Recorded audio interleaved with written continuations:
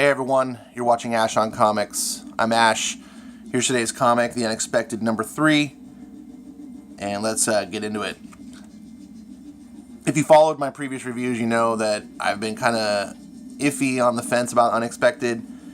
Number 2 helped make me appreciate number 1 better, and vice versa. And you say, well, of course number 1 helped you appreciate number 2. But what I mean by that, if you didn't watch the videos, is I had to actually read the issues over because I didn't understand what I was reading in number 2. So I went back and read number 1, which I understood better thanks to reading number 2. And since I understood issue number 1 better after that, then number 2 I read again, and that I understood better. And that's not a good praise in and of itself. You shouldn't have to read books over to understand it. But the fact remains is I did. And now we're up to number 3, which picks up right where number 2 left off, talking to this character June. We have Neon and Firebrand, who are the only 2 remaining members of the supposed team, who consists of Ascendant, and I believe her name was Judge, or Viking Judge. Weird character name. Anyways, so she is a former challenger of the Unknown. She was a teacher for Ascendant, also known as Elig. And Elig is an orc who ORCK, this blue race, they're immortal, or they're nigh immortal, which means they live extremely long time, potentially immortal, forever, but they can die of unnatural causes. They used nth metal to power their technologies, so they have lived and overseen, they are the original inhabitants of Earth, apparently, and they oversaw humanity. Here we see the cavemen. And Ascendant decided not to live with his people in the skies and to kind of live with the humans and kind of oversee them.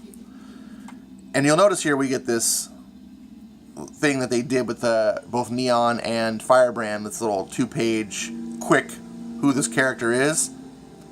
And I predicted they were going to do this with all the characters. And even though he's dead, this is kind of telling me, yeah, he'll be back. And I'm guessing issue number 4 will have the same thing for Viking Judge. We'll see. So they're talking with June at her little base, and they're talking about how they have this rare isotope, nth metal, that was created that can potentially destroy all reality if it detonates, which it looks like it's gonna because it's unstable. And they've come looking for orc technology, and unfortunately now all the orcs are dead. But she says, I know one place. Here it's buried a mile below the earth called Monster Valley, blah, blah, blah, blah. And it's an area where time is frozen in the past. So there's dinosaurs and cavemen and, all that cliche kind of like Lost World era. But whatever, it's fun. So here we get Neon going off against Firebrand again. I don't know what his emotional issues are, but it's the second time in the books thus far where he's just irrationally gone off. I don't know if maybe he's got a little Asperger's syndrome. I don't know what's going on with him. They don't really explain it. They just later on he apologizes. So to speed things along, they decide, okay, now we know what we need to do. We need to try to find some technology there to control this, so let's warp away. Boom, boom, boom. Here we go, Master Yoda saying, beware the dark side. Once you go down dark path, forever will dominate your destiny. Yada, yada, yada. So that's important. It's just like, oh, okay. So they arrive here. Thankfully, he can just teleport. So getting a mile down below the Earth's surface is super easy. And they're going in. This is something I didn't notice the first time. This guy here watching him. I don't know who that is. But he's definitely not one of these guys, and it definitely seems framed in such a way like, important. The reason I didn't notice him before is because he's not important. He doesn't appear anywhere else. So that's kind of a weird frame now that I'm going back. So Neon has the power to shape and transform matter, to create or uncreate it. And so he unveils this old complex underground to which they find some device. It's an orc technology. And here we got Firebrand saying, I'm not sure we can even figure out what this thing does, blah, blah, blah, blah. And we get off camera. I do. Shoots it out of her hand. What? No. And we get the appearance of the villain. Now, I want to take this time to make a critique real quick. I'm starting to not like the artist of this book. And I want to clarify that by saying it's not the illustration that I have a problem with. Carrie Nord's illustrating is fine. Oops, I'm spoiling. It's the paneling. And in comic book art, it's not enough to just draw pretty pictures.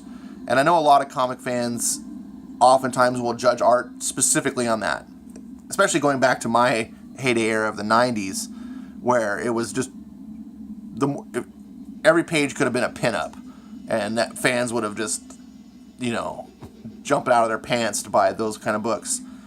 But paneling and visual storytelling is a huge skill and a necessary one that oftentimes goes unnoticed. In fact, you really shouldn't notice it if it's done really well. You should just enjoy the comic book and after it's over, have this sense of enjoyment that you're not really able to put your finger on what it was.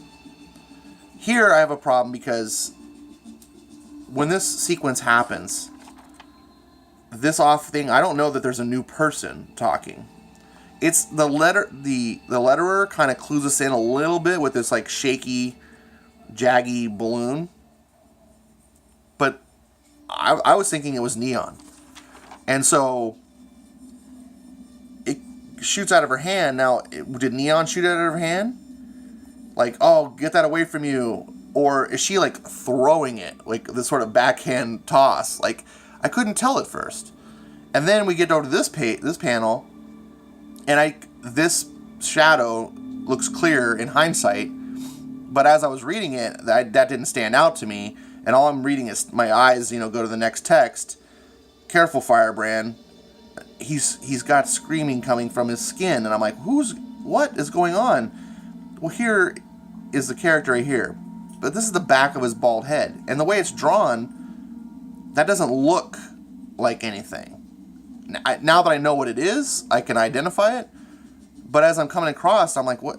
So I'm sitting here going, wait a second, hold on, let me go back. What's going on? Okay, that's not Neon saying it. And I'm able to put it together and make sense of it.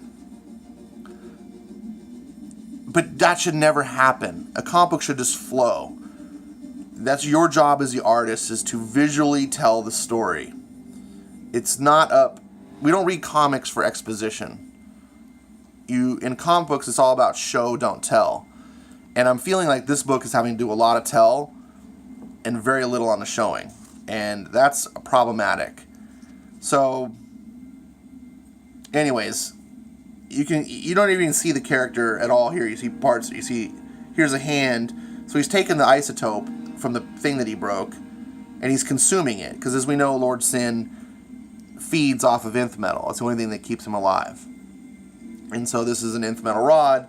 But what's happening here? Why does he have a hole in his hand? Does his hand consume the rod? I don't know. But I guess we're supposed to know. I shouldn't be annoyed thinking about this as I'm reading the book. So, anyways, we get comic book character Vibrato. Yeah, get in line. She's going to stand up to him. And now we get the reveal. Like, oh, here's what you were seeing. It's Onimar Sin himself. Which, okay, this is interesting reveal. I like the comic books do stuff like this. But we knew who this was. It wasn't like, who is this mysterious character? I don't know. Could it be Onimar Sin, the main bad guy from the first 2 issues that's been following them? It's not like it's a surprise, like, oh my god, Darkseid showed up. No, we knew. So to reveal it that fashion was unnecessary. So, in an interesting sequence of character interaction, I really appreciated this. He shows up just by himself. And he tries to tell him, look, you got this isotope. It's going to detonate and destroy reality. I just happen to have this power where I consume metal, nth metal, and my body processes it, and everything will be fine. Just everyone wins. You have this problem, I can solve it. Hand me the nth metal. It's good. Look, I left all my henchmen at home. I'm here by myself. Very diplomatic, and I liked that approach from the bad guy. And they're sitting here going, what? I don't know if we can trust you. And, of course, through some dialogue, and we get to a point where Neon realizes, you stood with Bad Samaritan, so obviously you're a bad guy. And he gets to a point where he's like, all right, fine. Charade's over. You won't hand it willingly, so time to fight. And so we get a nice little comic book fight, beat down. This is all pointless. Just we know she's not going to be able to hurt him. I will have to point out, though, Damage is DC's version of the Hulk, but Firebrand is really more like the Hulk than Damage, because her ability is all about anger. And the more angry she gets, the more her little metal heart rages and fuels her fire, essentially. And she gets more powerful. It's exactly the power description of the Hulk. So, I don't know. I don't like that they're copying that. I actually like that Damage is different than the Hulk. He looks physically on the outside like the Hulk, but he's really not. I don't like that I never really liked the whole idea anyway. The more angry I get, the more powerful I get, and I can't control it once I start raging. But I guess every super team needs a big brute character like that. So, anyway, she's fighting him. We all know it's not going to really hurt him. She finally gets smacked down. Neon pulls something out of his ass, and he hears the rumbling of a giant dinosaur overhead. So he opens up the space above them, so the dinosaur steps down, and there's no more ground, and it just comes through and crushes Sin, which I thought was, it's kind of a funny. It's not really going to do him in, but at least it will buy him time. Going back to the art for a second. So another aspect of the art is to not just draw pretty pictures and not just do great layouts and visually do correctly tell a story visually, but to also render what the story is telling you. Now, this monster looks fine from the visual aesthetic, but the story tells us that this is the prehistoric era. This is a real dinosaur from our real history, and that is not any real dinosaur. And these guys earlier in the book, when they first go back into the past, what are these? These are cavemen?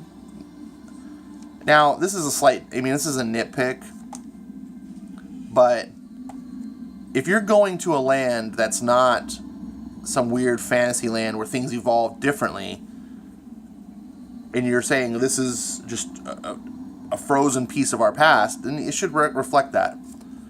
So that's a nitpick to me. Otherwise, aesthetically, I like Cary Nord's style. So he gets crushed. They hightail it. We need to get out of here. They take off. Sin finishes the monster and presumably goes back to lick his wounds and plan for his next confrontation.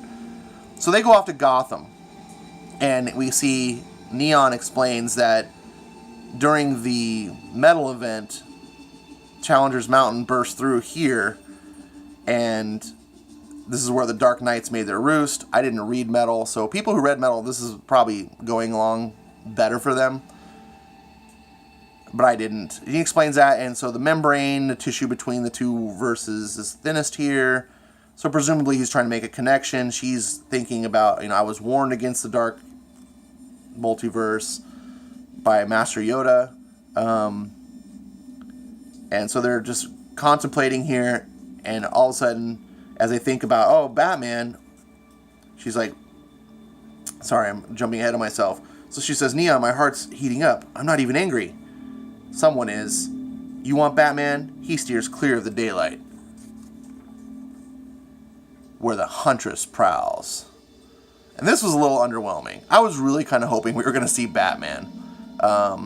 You go to Gotham, you're like, oh, we're in Gotham. Like, maybe we're going to see Batman. Now, as you know, I'm a DC noob. I have a lot of prejudice against DC.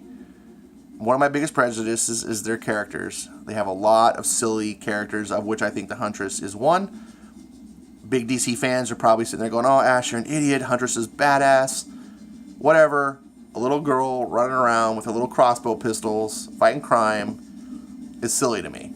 I've never even liked bow characters. I think Hawkeye, Green Arrow, it's just... Really? Anyways, so my prejudice is kicking in here, and I'm going, what? Oh, now we get C-list hunters showing up to cross over.